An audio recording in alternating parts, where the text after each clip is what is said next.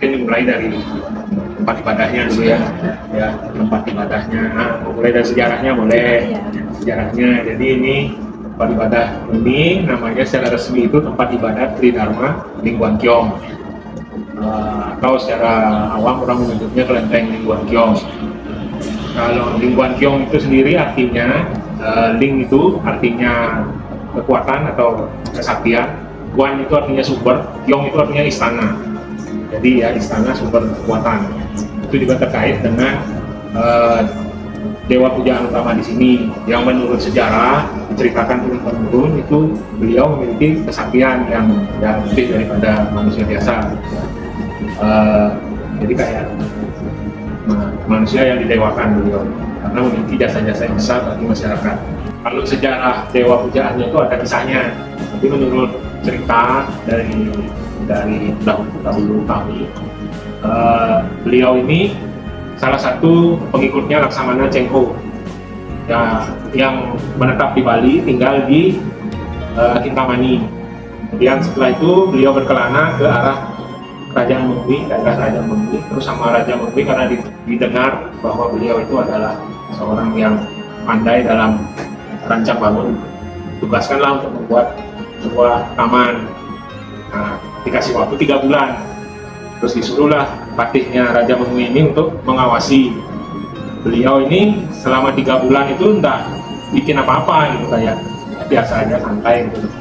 Saya curiga dia ini enggak bikin apa-apa, ya nanti aja.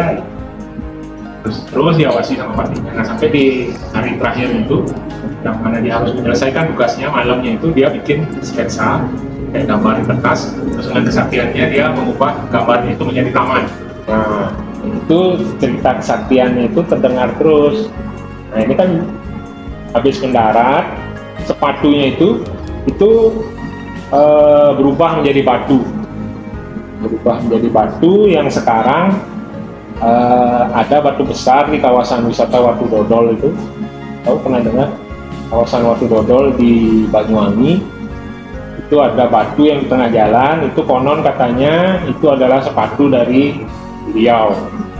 Nah, itu terus karena kisah macam-macam, ada kesaksian kisah kesaktiannya beliau itu, terus sama masyarakat dibuatkanlah dipuja dia, terus karena sudah tak pernah ketemu kemana ini, nah diasumsikan beliau telah moksa gitu. Terus karena saking cintanya kepada beliau, dibuatkanlah manifestasi dalam bentuk patung. Itu jadi kisahnya beliau ini ada dari Probolinggo sampai ke Lombok, ada kelenteng-kelenteng yang memiliki kesamaan gitu. Jadi dewa pujaan utamanya sama ya, kelihatan Cicit itu dari Probolinggo, Besuki, Banyuwangi, Lombok Jambi, terus Negari, Tabanan, ke Raja, terus di Lombok itu ada 9 kelenteng yang sama gitu. Dewa pujaan utamanya, tapi tampilan patungnya itu berbeda-beda. Nah, di situ ada pengaruh daripada lokalnya ya, genius logi. Ada pengaruh lokal, jadi tukangnya yang bikin itu tukang lokal. Jadi ada yang di Jawa, ada lebih kayak style Jawa, dia yang di Bali juga ada style Bali. Itu dari patungnya. Terus kalau dari bangunannya juga stylenya kan udah tercampur dia antara style Cina dengan style Bali. Dari ukirannya itu ada pantre style Bali ada, terus bentuk-bentuk ukiran yang masih asli dari Cina juga ada. Ini yang ngerjakan bangunannya ini katanya tukang Bali, seniman dari Bali. Kalau masalah kulturasi lagi di sini kan, kalau sembahyang juga bisa pakai canang, malah ada yang bawa kejati ke sini, bawa ke sini. Kan tergantung kepercayaan masing-masing. Kita di sini bebas selama mengikuti prosesi sesuai yang ada di sini. Saya pakai lupa mulai sembahyangnya dari mana, itu kan ada pemerintahnya. Ya ikuti itu aja. Mau menghadirkan apa itu terserah kepada supaya ya Tridharma itu 3 ajaran kebenaran. Jadi ada ajaran Buddha, ajaran Tao, dan ajaran Konghucu. Jadi masing-masing ini ada ajarannya yang diturunkan itu secara apa ya, dari tingkah laku gitu, bukan diajarkan secara khusus baca bukunya ini, bukan gitu, tapi dari contoh perbuatan gitu, dari misalnya kakeknya ngajarin bapak ngajarin anaknya, ya kayak kebiasaan yang turun-temurun itu. Jadi itu ada ajaran-ajarannya. Kalau ajaran agama Buddha itu kan hukum karma gitu kan. Kalau ajaran agama Tao itu bagaimana hubungan manusia dengan Tuhan, hubungan 3 elemen, hubungan antara manusia, Tuhan, dan dengan alam semesta. Nah, alam semesta itu sebagai penciptanya. Terus kalau ajaran agama Konghucu itu lebih ke perilaku, bagaimana tingkah laku seseorang.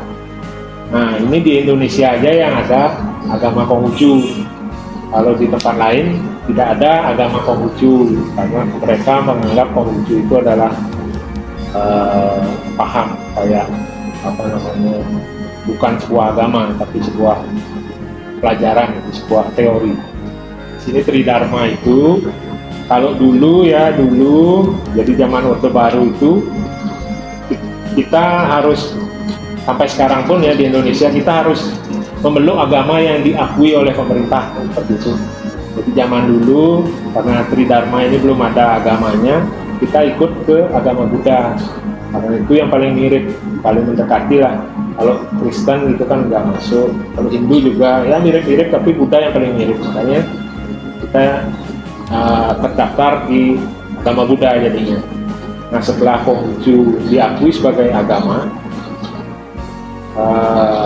umatnya di sini itu tetap dia di agama Buddha karena menganggap dari dulu sudah ikut agama Buddha, gitu. Nggak usah lah ganti agama lagi, toh sama aja juga.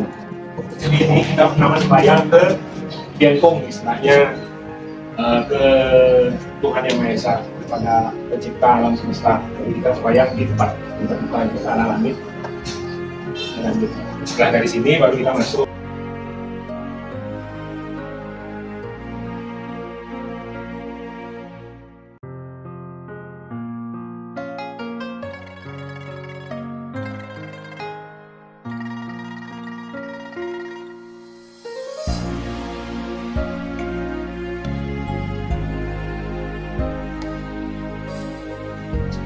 Saat saya melakukan bakti, terkait itu kan manis, jadi biar kehidupannya manis gitu. Di bunga ini kan canangnya biasa dipakai sembahyang tempat duduk kan, jadi seperti inilah ya, kita tidak ada masalah. Ini sembahyang di altar utama, jadi meja altar ini mewakili seluruh dewa-dewi yang ada di dalam kelenteng. Kalau mau sembahyang ke semuanya, cukup di tengahnya aja bisa. Ini ke dewa utama.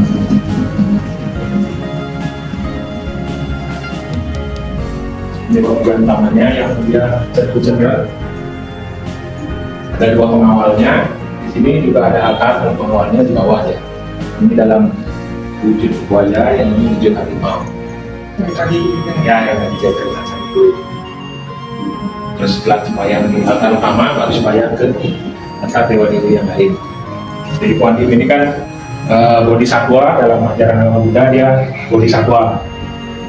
Kuan Yin, lalu ada dewa pengobatan, Goncang Dijin ini dewa sastra, dewa pendidikan, terus Dewi Tian Sang Semu, Dewi pelindung perjalanan di laut, di sebelahnya dewa rezeki, Putet Jensen, yang sendirian pakai jubah itu dewa Kuan Kong, di sebelahnya beliau itu dewa dapur atau dewa api,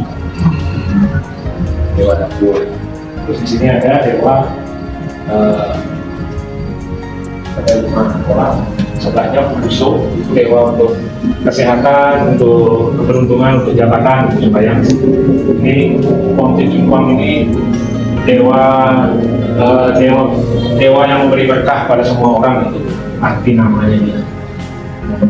Jadi dalam kisahnya masing-masing ini ada sejarahnya juga. Terus di sini itu ada lonceng dan tambur. Kalau ada sembayangan besar atau sembayangan resmi itu yang diikuti oleh pengurus tempat ibadah atau peserta rohaniwan, itu dipukul ya, loncengnya dipukul. Tamburnya dipukul 2 kali, loncengnya dipukul sekali. Itu 72 kali totalnya, loncengnya 36 kali.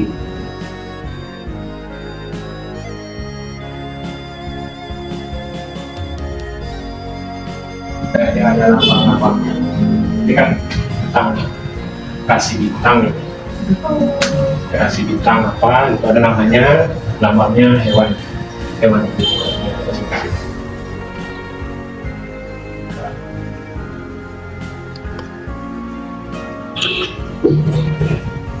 Ini senjatanya senjatanya ini kayak perlengkapan untuk tiram, karena untuk tiram ya.